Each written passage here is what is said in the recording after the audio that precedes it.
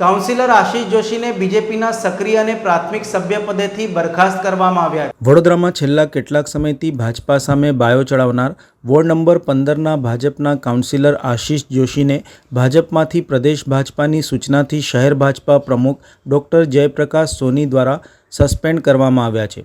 ઉલ્લેખનીય છે કે કાઉન્સિલર આશિષ જોશીએ તત્કાલીન મ્યુનિસિપલ કમિશનર દિલીપ રાણા સાથે સામાન્ય સભામાં કાંસની સબાઈ બાબતે ઉગ્ર રજૂઆતો કરી હતી।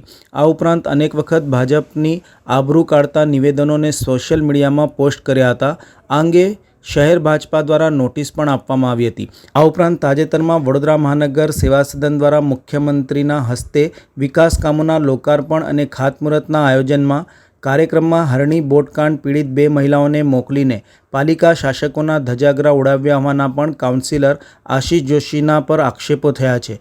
આવી અનેક બાબતો અંગે ભાજપા દ્વારા તેઓને સસ્પેન્ડ કરવામાં આવ્યા છે। સાથે જ વોર્ડ નંબર 2ના પૂર્વ કાઉન્સિલર અરવિંદ પ્રજાપતિએ ગુરુવારે તેમના સોશિયલ મીડિયા એકાઉન્ટ ઉપર વડાપ્રધાન નરેન્દ્ર મોદીનો સિગરેટ પીતો ફોટો મૂક્યો હતો, જે બાદ ભારે હોબાળો મચ્યો હતો। અરવિંદ પ્રજાપતિએ તે પોસ્ટ ડિલીટ કરી તેમનું એકાઉન્ટ હેક થયું હોવાની સ્પષ્ટતા કરતી પોસ્ટ મૂકી હતી। જો કે પાર્ટીએ આ બાબતને ગંભીરતાથી લેતા તેમને પ્રાથમિક અને સક્રિય સભ્યપદેથી બરખાસ્ત કર્યા હોવાની જાહેરાત કરી છે।